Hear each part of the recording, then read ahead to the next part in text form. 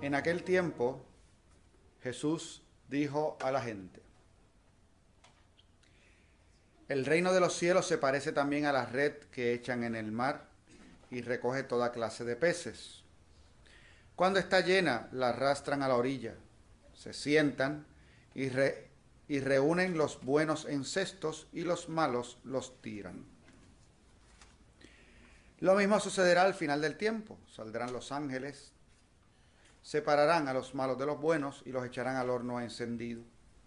Allí será el llanto y el rechinar de dientes. ¿Entienden esto? Ellos le contestaron: sí. Él les dijo: ya ven, un escriba que entiende del reino de los cielos es como un padre de familia que va sacando del arca lo nuevo y lo antiguo. Cuando Jesús acabó estas palabras, partió. Lectura del libro de Jeremías. Palabra del Señor que recibió Jeremías. Levántate y baja al taller del alfarero, y allí te comunicaré mi palabra. Bajé al taller del alfarero que estaba trabajando en el torno. A veces le salía mal una vasija de barro que estaba haciendo, y volví a hacer otra vasija, según le parecía al alfarero. Entonces me vino la palabra del Señor: yo no pondré y no podré yo trataros a vosotros, casa de Israel, como este alfarero. Oráculo del Señor. Mirad, como está el barro en manos del alfarero, así estáis vosotros en mi mano, casa de Israel. Palabra de Dios. Te alabamos, Señor.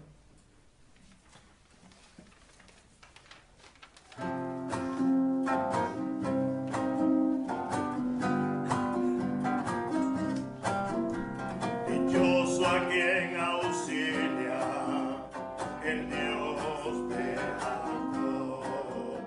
Dichoso a quien auxilia el Dios de Jacob. Alaba alma mía al Señor. Alabaré al Señor mientras viva. Tañeré para mi Dios mientras exista. Dichoso a quien auxilia el Dios de Jacob. No confiéis en los príncipes, seres de polvo que no pueden salvar. Exhalan el espíritu y vuelven al polvo. Ese día perecen sus planes. Dichoso a quien auxilia el Dios de Jacob. Dichoso a quien auxilia el Dios de Jacob, el que espera en el Señor su Dios, que hizo el cielo y la tierra, el mar y cuanto hay en él. Dichoso a quien auxilia el Dios de Jacob. Dichoso a quien auxilia el Dios de Jacob.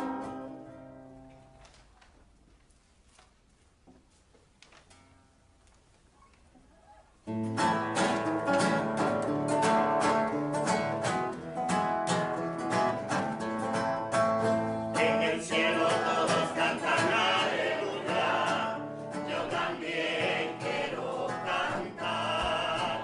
En el cielo todos cantan aleluya, yo también quiero cantar. Aleluya, yo también quiero cantar. Aleluya, yo también quiero cantar. El Señor esté con ustedes. Lectura del Santo Evangelio según San Mateo. Gloria a ti, Señor. En aquel tiempo, Jesús dijo a la gente: el reino de los cielos se parece también a la red que echan en el mar y recoge toda clase de peces. Cuando está llena, la arrastran a la orilla, se sientan y reúnen los buenos en cestos y los malos los tiran. Lo mismo sucederá al final del tiempo. Saldrán los ángeles, separarán a los malos de los buenos y los echarán al horno encendido. Allí será el llanto y el rechinar de dientes. ¿Entienden esto? Ellos le contestaron, sí. Él les dijo, ya ven, un escriba que entiende del reino de los cielos es como un padre de familia que va sacando del arca lo nuevo y lo antiguo. Cuando Jesús acabó estas palabras, partió de allí. Palabra del Señor. Gloria a ti, Señor Jesús.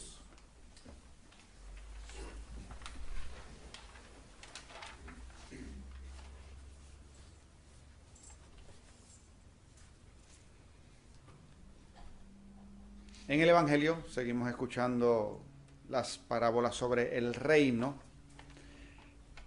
y en la lectura del profeta Jeremías, pues vemos a Jeremías también utilizando una comparación, una especie de parábola también para dirigirse y hablarle al pueblo, la comparación de Dios con el alfarero. El mismo Evangelio ya nos ponía delante, ¿verdad?, las razones por las que Jesús hablaba en parábolas. La semana pasada surgía la pregunta, ¿verdad?, ¿por qué les hablas en parábolas? Y nosotros hoy en día pues volvemos a escucharlas, y las parábolas pues tienen una gran virtud, y es el hecho de que nos ponen en la atención del que tiene que interpretar algo. Tenemos que ver qué es lo que nos quieren decir. Y eso produce una atención, pero que es una atención positiva, buena, activa, hacia buscar la voluntad de Dios. Tienen un problema también, no como método. Y el problema es qué criterio utilizamos nosotros para interpretar la parábola que escuchamos, ya sea de Jesús o de los profetas.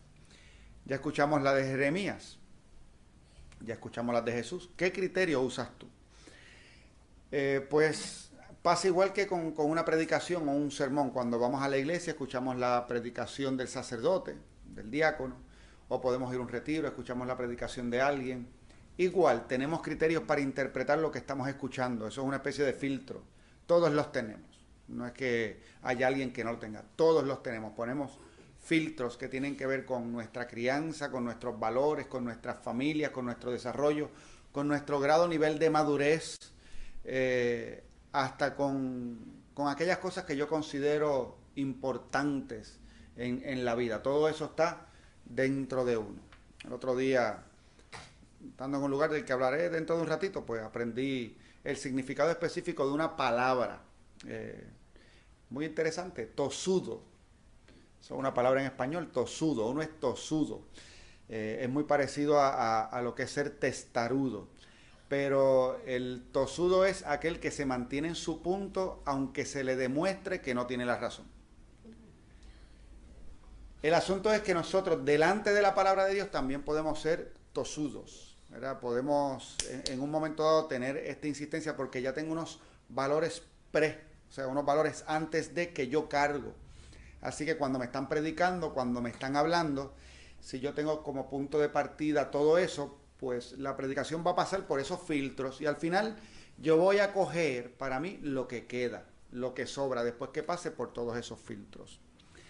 Así que antes de tratar de ver qué es lo que nos dicen estas palabras, pues yo puedo proponer una idea particular para un filtro específico con el que debemos tener algo de cuidado, sino mucho cuidado para que no nos quite lo que Dios nos quiere decir.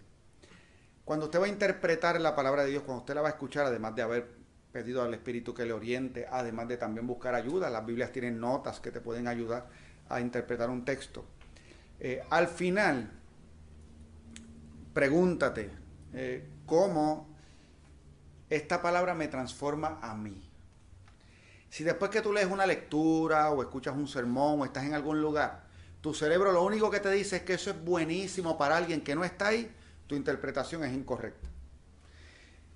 Digo, puede ser verdad, porque nosotros somos presentaditos y nos conocemos la vida de mucha gente y a veces estamos escuchando lecturas y sermones y entonces terminamos pensando, ay, si mi hijo estuviera aquí. Ay, si el vecino estuviera. Ay, si el compañero de trabajo, si mi amigo, si mi amiga. Y le aplicamos la lectura o la parábola a todo el mundo.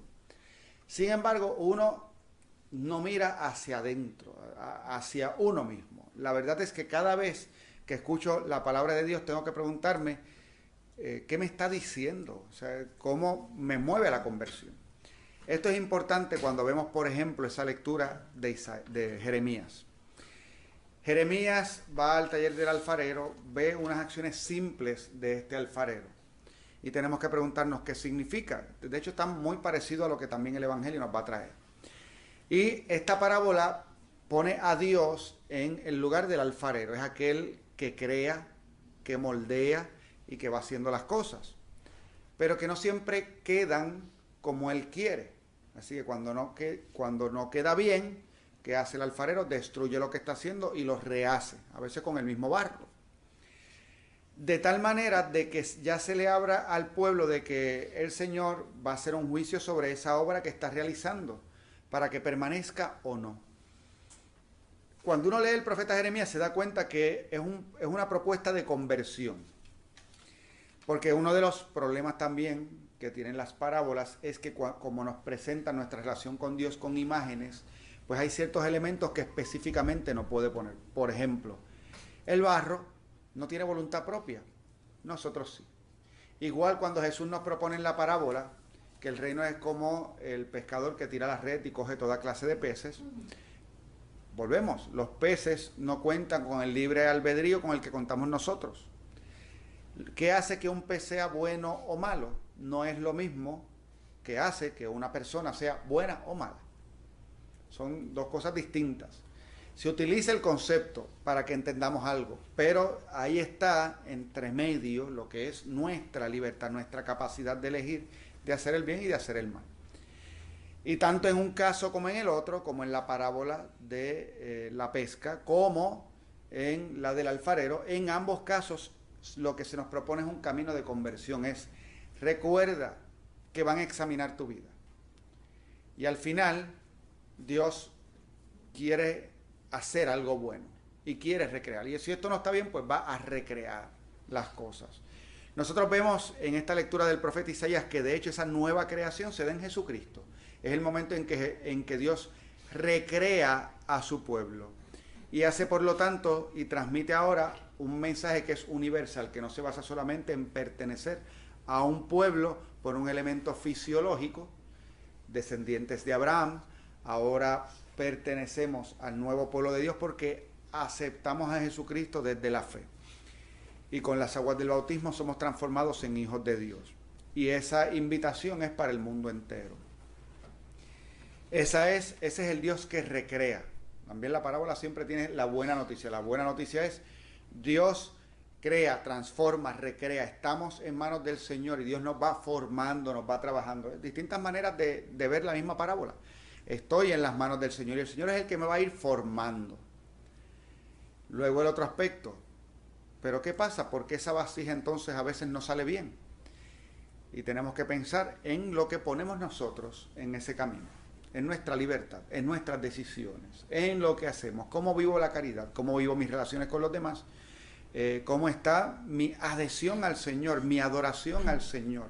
Que el Señor sea verdaderamente el único Dios en mi vida y no hayan otros dioses que le van sustituyendo. Cómo yo estoy en ese camino de conversión. Vuelvo a velar por mi vida. Está la buena noticia del Señor creador, del Señor que forma y del Señor que salva. También está esta noticia, tal vez algo angustiosa, de que también es el Señor que es juez. Vamos al Evangelio. Se separan los peces, los buenos de los malos. Pues quiere decir que hay peces buenos y hay peces malos. Nosotros siempre queremos pensar que somos de los peces buenos. La verdad es que la Iglesia nos invita a reconocer diariamente que no se trata de que yo en este momento sea malo o sea bueno, sino que más bien hay cosas que hago bien y hay cosas que no hago tan bien. Hay cosas incluso que hago mal, peco, fallo. El Señor me levanta del pecado, al mismo tiempo me da gracia y me da fuerza para que continúe con el bien que estoy realizando. Es esta relación que es dinámica, es siempre difícil de explicar, siempre sigue siendo un misterio, pero que reconocemos como obra del amor de Dios en que en la persona humana, en todos nosotros, obra la acción de la gracia y la libertad. De tal manera de que yo puedo decir que cuando hago el bien digo gracias a Dios que me dio fuerzas, Pero Dios también te dice, y gracias a ti por decir que sí, por estar disponible y por querer obrar según lo que yo te propongo. O sea, el Señor es consciente de que nosotros hemos puesto algo, y si nosotros no pusiésemos algo, habría un problema, porque entonces nuestras obras no podrían ser meritorias. Meritorias es que el Señor quiere que nosotros merezcamos estas cosas que Él nos regala. Volvemos, son dos conceptos que son complicados, porque nosotros pensamos como un regalo al mismo tiempo es algo merecido. Porque si es regalo, no se trata de que yo lo merezca. Pero, por otra parte, sí pueden darse las dos realidades. Vamos a utilizar una parábola más nuestras, y nuestras es los padres, las relaciones entre padres e hijos, que también pueden demostrarnos cómo es la relación de Dios con nosotros. Un padre le dice a un hijo que está a punto de graduarse de 4º año, le dice, bueno, termina el año, ¿verdad? Ya empezó el año. Dice, termina el año, después tú vas a ir a la universidad y tú te vas a tener que mover. Pues yo estoy dispuesto a que cuando termine el año y tú vayas a ir a la universidad, yo te voy a regalar un carro. Pero te tienen que aceptar en la universidad, tienes que sacar buenas notas, no quiero ni una queja en la escuela o colegio durante todo el año. Así que le pone unas condiciones. Si el muchacho cumple con esas condiciones, yo te regalo el carro. ¿Cuándo es? Entonces uno dice, bueno, no se lo regaló, se lo ganó. Bueno, lo que hizo es suficiente para ganarse lo que es el valor de esa propiedad que le están entregando. Por eso cada cual que mida.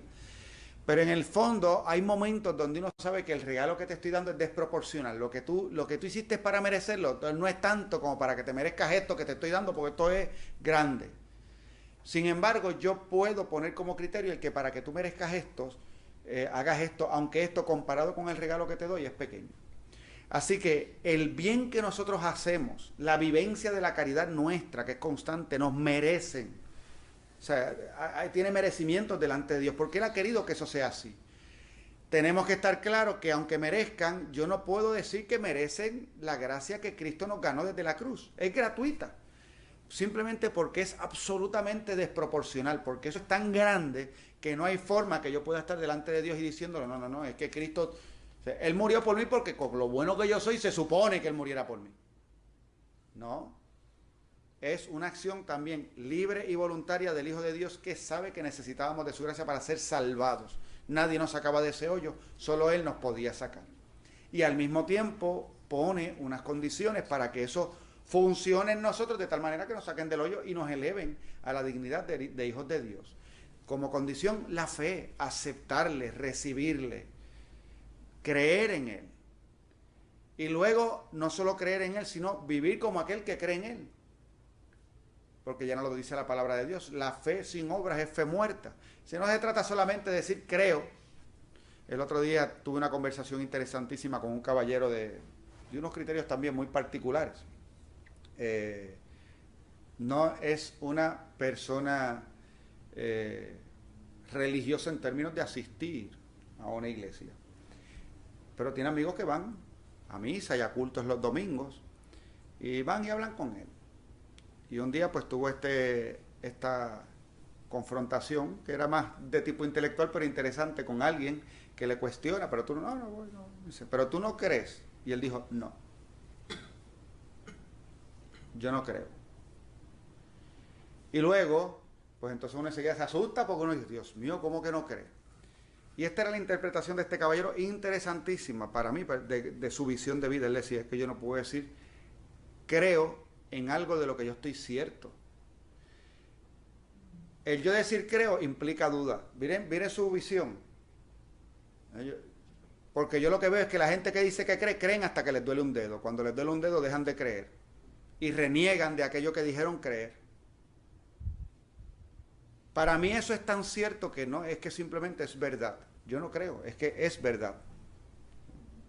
Usted no cree en la montaña que usted ve, ¿verdad? Cuando uno va por ahí por la 65 Infantería y no mira el yunque, usted no dice, yo creo en el yunque. No, usted sabe que el yunque está ahí. No dice que cree. Obviamente la fe viene porque hay cosas que es otro paso distinto cuando decimos creer en términos de la fe.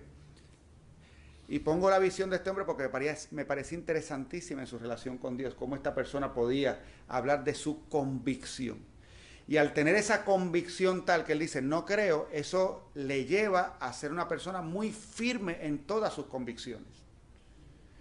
Porque eso es.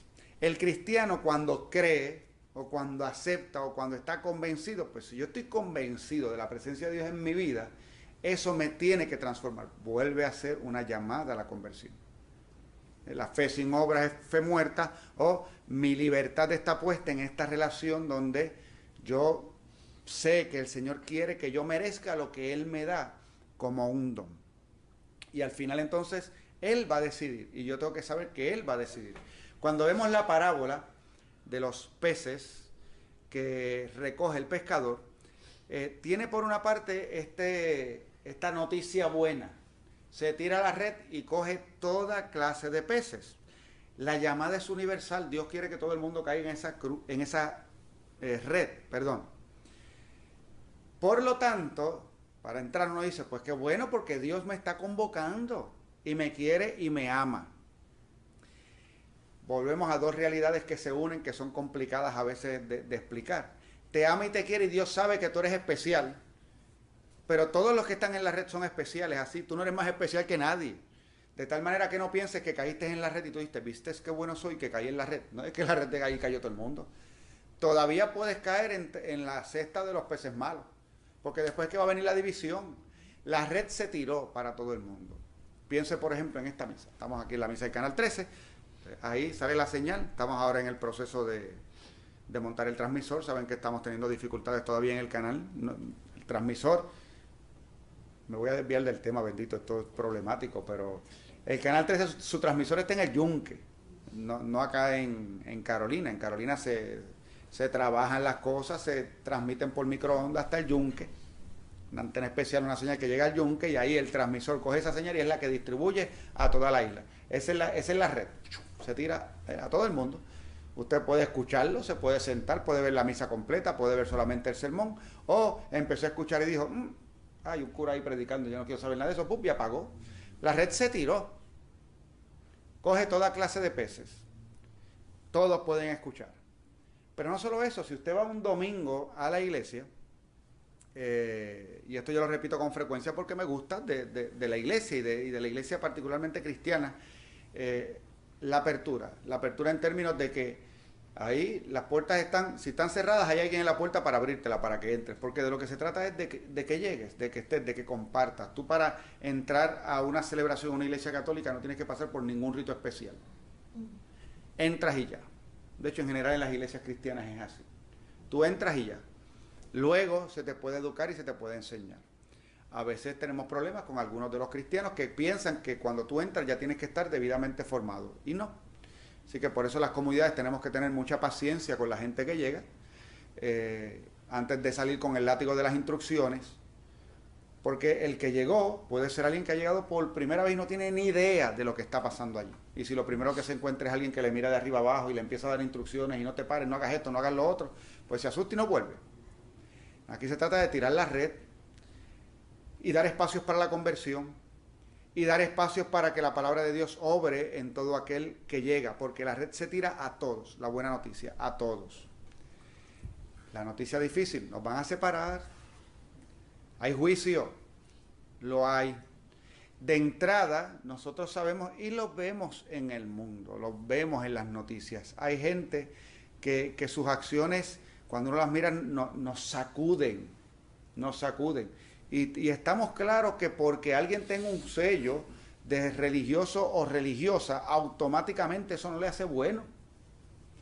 Nosotros vemos en el mundo crímenes terribles, algunos por gente que está en ambientes criminales, pero también hemos visto crímenes horribles por gente que está en ambientes religiosos, líderes religiosos, sacerdotes, obispos. Hay juicio, aquí y allá después está el juicio del Señor, lo hay. Se separarán los buenos de los malos. La advertencia que nos hace el Señor es que Él definitivamente quiere recibirnos, quiere que estemos con Él, quiere darnos su gracia para que nos convirtamos. Él va a tirar la red. Y me parece interesante también, y ahora volvemos, como las parábolas uno las puede interpretar como le dé la gana a uno, porque es parábola, es para eso, para que tú pienses. Yo veía estos detalles y decía que el Señor nos presenta a los pescadores, ¿verdad?, que tiran la red, los sacan a la orilla y dice, y después se sientan a separar los buenos de los malos y echan los buenos en canastas y los malos los tiran allá al fuego. Dice, allí será el llanto y el rechinar de dientes. Esa frase que es, me parece que es más española que nada. Y si usted no sabe qué es rechinar los dientes, es como cuando usted le da coraje y aprieta los dientes y los dientes rechinan. Ese sonidito, pues el llanto, pero es, en algunos lugares lo traducen el llanto y la desesperación. En ese momento cuando ya no hay break, ya se te fue la guagua. El Señor nos dice se sientan, así que hasta el proceso, a veces nosotros pensamos como que esto es para aquí, para el fuego, para aquí, para el fuego. No, hay otra cosa, y no sé, como que la parábola me invita a mí, lo que les digo, me invita a recorrer el camino de la conversión. El Señor se sienta a evaluar, vamos a ver. Vivir con autenticidad cristiana todos los momentos de nuestra vida. Les dije que iba a compartir a ustedes dónde salió la palabra esa de tesudo, ¿verdad?